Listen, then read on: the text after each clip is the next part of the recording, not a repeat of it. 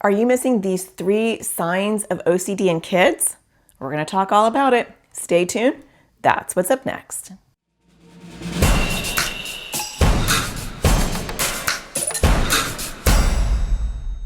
Hi, my name is Natasha Daniels. I am an anxiety and OCD child therapist and make videos for parents who are raising kids with anxiety and OCD.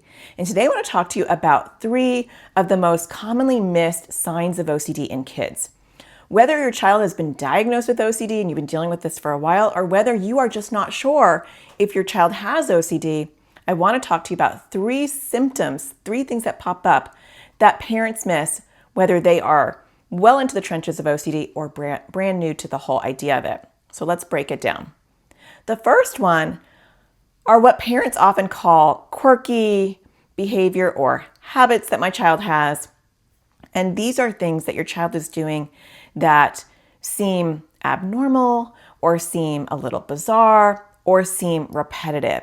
So maybe they're tapping, or they are repeating words, or they are making facial gestures, or they are having to use certain things around the house in a certain way, or they're going in and out of doors multiple times.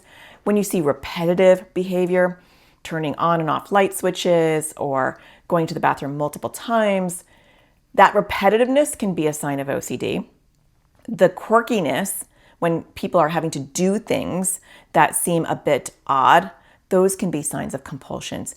Everything I'm going to talk about today doesn't mean that your child has OCD, but these are red flags. These are things that do pop up and they make you want to take a closer look at, could this be OCD? A lot of times we write it off and be like, that's just him being him. When if we had asked, what makes you do that? What's the hardest part about not doing that? We get an answer that is really indicative of OCD. I've had kids in my practice where they've had to look at every corner of the room, so their eyes are doing this. I've had kids who've had to hit their chest 2 times in order for their parent to stay alive, and the parents thought they had a tic or something. I've had kids who've had to walk in and out of door frames until it felt just right. I've had kids who've had to wipe over and over again until it felt just right. I've had kids who've had to ask their parents questions until they got the answer that gave them that relief. We're going to talk about that. That's a spoiler alert for number 2. And so when you're seeing your child do things that seem a little abnormal, a little atypical, or it's repetitive, that's just a red flag to say, let me take a closer look on that one. Let me not just assume that that's just my child being my child.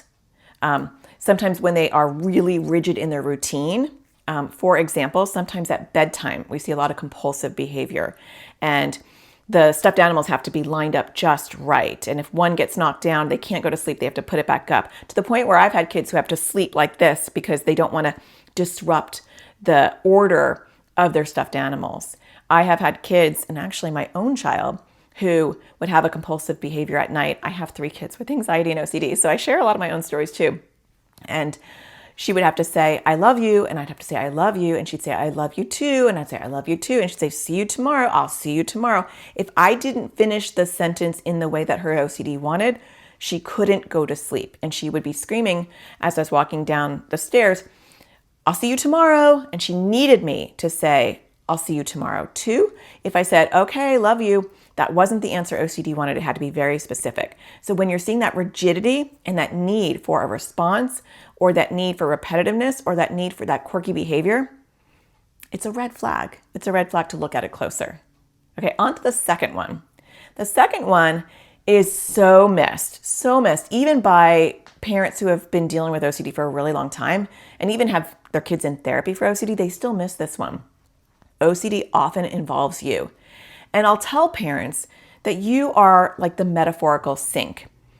Most people have a basic understanding of OCD, and they know that OCD involves germs and it involves wanting to wash your hands over and over. That is one small OCD theme in a gazillion OCD themes. Everybody thinks that's OCD. But there are other compulsions, and I often tell parents, if you understand the sink and the need to repetitively wash your hands, you are the metaphorical sink. So what do I mean by that? Well, OCD comes in all sorts of flavors and themes, and a lot of them require the child to get the reassurance from you. So you're not talking to your child, you're actually talking to OCD, and you're completing an OCD loop. So if your child's asking you questions like, yesterday I thought that you were fat in my head. Am I a bad person? Or, yesterday my friends were gossiping and I stood there and I didn't do anything. Do you think that means I'm a bad person? Those are red flags for a type of OCD called moral OCD, where people have intrusive thoughts that they're a bad person or they might turn into a bad person. They might ask questions like, do you think I'm going to get sick? Do I look like I have a fever? Do you think I'm going to throw up? Those might be an indication of emetophobia, which is the fear of throw up, which is a type of anxiety and OCD. They might ask you questions like, did anything get in my food? Is it okay for me to touch my food because there was Clorox wipes next to my food and I don't know if it's safe to eat? So they can have intrusive thoughts about poison. Or they might say there's a little dot on my food and I don't know if I can eat that. Or they might ask you questions like, I touched my bum and then I touched my nose, is it okay? These nonsensical questions are a red flag that you're possibly dealing with OCD. Also, questions that are never satisfied when you answer them. So when you answer your child, yes, you can touch your bum and then you can touch your mouth, it's fine, right? And you're like, I don't know why she's asking that. And then your child's like, no, mom, but what if I touched it like right here and then I touched my lip? Is that okay? And then I licked my lip. Is that okay? There's always a follow-up and then another follow-up sometimes. Not always, I shouldn't have said always. But it's like OCD is not satisfied. Or if you say, I thought that you were fat in my head, your mom's like, don't worry about it. We all have those thoughts. But what if I meant it, right? There's always this comeback of what did I meant it? And even if they don't come back in that moment, what you'll notice as a pattern, the longer you continue to do that behavior with your child, is that they're doing it more often. Because what's happening is you're growing the OCD. You are doing a compulsion with your child. And so the more they do OCD compulsions, the bigger the neural pathways that grow OCD, they get stronger and they grow. And then the more OCD intrusive thoughts and feelings arise. And so if you're starting to be like, well, it satisfied them, Natasha, and they were okay. We talked about it and then they're done. But then they did come back to me that night and they did come back to me tomorrow. Oh yeah, and they did come back to me tomorrow night. And they're asking me the same kind of questions over and over about being a person or about touching things that are poisonous. There are different themes for different kids, but those are just an example of what that would look like. Okay, let's talk about the final missed sign. And this is avoidance. A lot of people, most people actually, don't realize that avoidance is a type of OCD compulsion. Now, not always, obviously. I can have anxiety and avoid public speaking, which I used to do.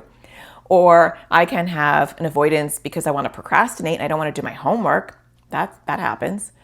But when we're talking about avoidance with OCD, I'm talking about very literal avoidance. Like things are contaminated. And parents will say to me sometimes when they join my AT parenting community, they'll say, Natasha, I don't think they have any compulsions. I mean, they were diagnosed with OCD, but I don't really see it because I don't see any compulsions. And then they'll go on to say, well, they can't sit on the couch and they stay in their room and they can't touch their dirty clothes and they can't touch the dishes in the kitchen. And that's all avoidance, which is a compulsion. And so if you are noticing that your child can't open the door with their fingers, they're opening it with their elbows or a tissue, or they are asking you to do things that you feel like, why can't they do that? Can you touch the remote for me? Or can you hand me that? Or if you're noticing they can only sit in certain spots, that's an indication. So keep your eyes open for those things. Certainly if OCD runs in your family, there is a genetic component to OCD. So if you have that genetic component in your family, that's even more of a reason to keep an eye out for these symptoms so that you can get them assessed. I am going to be making videos every single Thursday to support you as a parent raising a child with OCD. Don't forget to subscribe and hit the bell so you get notified. So I do make new videos every Thursday and I make new shorts almost every single day. So until next Thursday, don't forget to find the sparkle in everything you do, and I'll talk to you again next week.